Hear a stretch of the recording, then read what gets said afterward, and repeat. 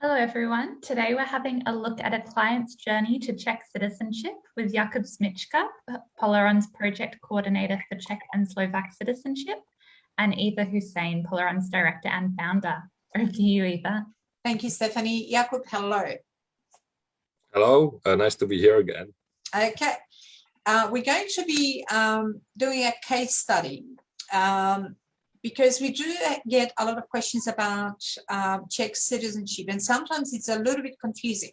So we thought it may be easier to talk about a particular case where you can explain to us whether someone's eligible for citizenship or not.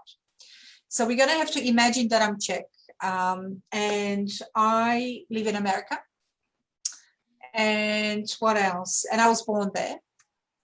But my grandmother was Czech. She was born in Prague in 1911 and then immigrated to America in 1952, married my grandfather in 1956. And my mother was born in 1960. Am I eligible, Jakub?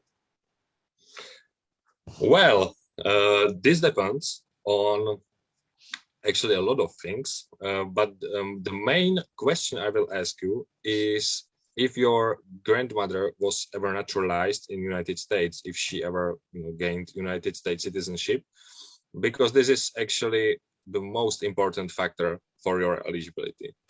Yes, so my grandmother naturalized in 1970. Yes, so she was naturalized actually after your father was born. But this is not a problem because we have a law in the Czech Republic that basically allows everyone who lost Czechoslovak citizenship during their life to get it back.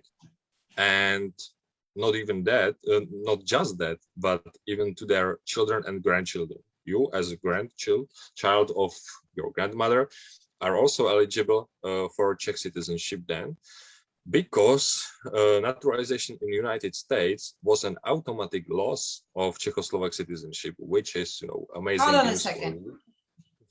I'm confused. Sure. Czech or Czechoslovak, what's the difference? Well, before 1993, there was no Czech Republic, no Slovak Republic, there was just Czechoslovakia. So your grandmother was a Czechoslovak citizen, because she lived in that period when no Czech Republic existed.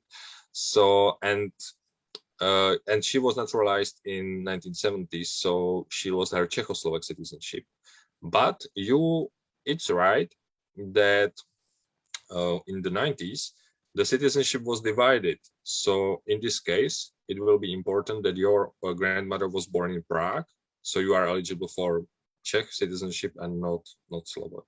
Okay, so in other words, what you did there with me was to look at the legislation and how it applied as the borders of the country that's now called Czechia or the Czech Republic changed over time, yeah? Because it's a very old country, but it stopped existing for some time and it was only re-established in 1919, is that right? Yeah, this was very usual in Europe. Borders changed, the countries had different names, they united and divided. Yes, so you are exactly right. Okay, so what you will do for people that contact you is look at someone's family tree and also documentation they have, and you look at things like place of birth, date of birth, year of marriage, year of immigration, and year of naturalization. Is that right? Yeah, this is right. So we will basically ask you to fill in your family tree and send me as much documents as you have. Yes, and I will then check all the old citizenship laws applying in the year when your grandmother was born, when she got married, when she naturalized, and according to that, I will assess that you are, in your case, you would be eligible. Yeah. So you are exactly right. Okay, and tell me, Jakub, I heard that you can get citizenship through marrying a Czech citizen. Is that true? It is, but it was possible before June 1947. So if you are the very oldest generation, it's actually possible that you got that, but not Not currently, though. Are in this situation. So since 1947, yeah, you unfortunately don't get a Czech citizenship by marrying a Czech citizen. Okay, but prior to that, you could, It was possible, automatically became. Yes, so this is important. For example, if your grandmother married a Czech citizen, and this can make you eligible too, and it also worked vice versa. So if your grandmother was Czechoslovak and married, for example, Austrian or American citizen, she lost her Czechoslovak citizenship by this marriage if it happened between 1947, which can be useful for you because, as I said, this is the laws of Czechoslovak citizenship and makes you basically eligible.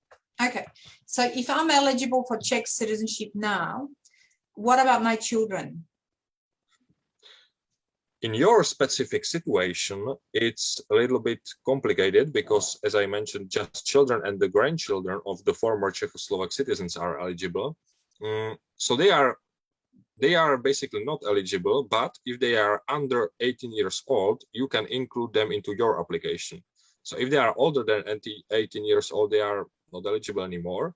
But if they are younger than 18 years, you can include them into your application. So what you've described there, Jakub, is that the Czech legislation's got a limit of how many generations you can pursue your citizenship. Is that right?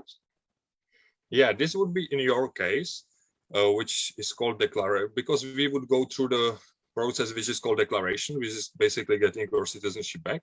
But it's also possible to confirm your citizenship, basically that you are a Czech citizen since your birth, and then there is no such a limit. But in your case, yeah, there will be a limit of 2 generations. Okay.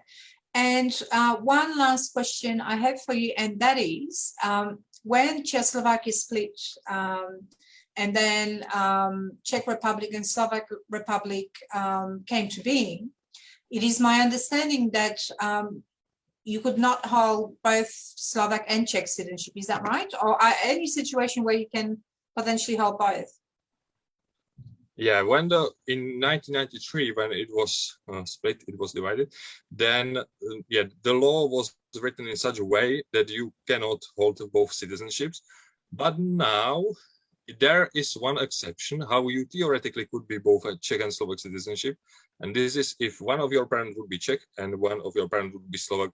But this means that you would need to be born after 1993. Because before that, every Czechoslovak citizen had to basically choose, or it was usually there was a law according to which it was but divided. But now you can be both Czech and Slovak if you have, for example, Slovak mother and Czech father. But yeah, there are such cases, but not many of them. I would say a few thousand people. And you know how I said this was going to be the last question? I lied. I have another one. And my question is, what about Hungarians and Germans? So, yeah, it can be complicated. If your grandfather, for example, was a German, but he was a Czechoslovak citizen. And after 1945, after the Second World War, he need to leave Czechoslovakia and go to Germany or Austria because very probably the anti-German laws from 1945 applied to him. So he lost his Czechoslovak citizenship and never can get it back, unfortunately. Or he can by naturalization, but not by descent. And the same applies for all his descendants, children, grandchildren. So you need to check that because unfortunately we need to tell a lot of clients that according to this law, which is still in force, we cannot help them, or we can help them with naturalization, which is of course much difficult because you need to learn language, live here for some period of time, but the normal descendants Czech citizenship law doesn't apply to them. And Hungarians? Yeah, it's the same for them too. These Hungarians usually lived in Slovakia, so this is mainly I would say Slovak problem, but the same laws apply to them. They were expelled to Hungary usually and cannot get a Slovak citizenship back. So the same laws. Okay. And just to put people in the context that are watching this is to do with how the borders were changed. So after World War II, there was a lot of displacement. There were people that were repatriated. There was all kinds of border shifts. So in order to protect, I guess, Czechoslovakian, as it was called, citizenship, they've excluded, the lawmakers excluded ethnic Germans, ethnic Hungarians, and a few other nationalities, just so that, it was, I guess, for security of the country at the time. But in any case, anybody who's actually Czech or Slovak, you can contact Jakub for more information. And what he does is looks through your family tree, your documents, and he can tell you with 100% certainty whether you qualify or you don't. So he's definitely a far better expert than I ever am or have been. And I'm not Czech, but that's all right. Thank you very much. I'm looking forward for every new application. Thanks, Jakub.